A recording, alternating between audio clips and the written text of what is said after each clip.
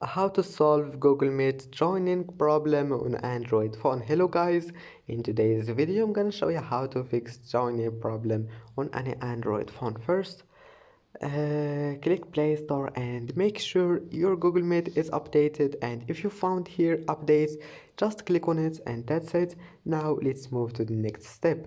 Click Settings, scroll down, click Apps or Applications, and then click Apps again or Applications,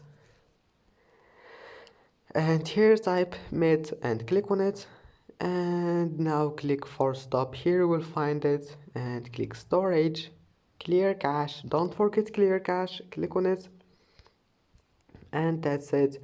Now just go back and try again, because your problem must be fixed.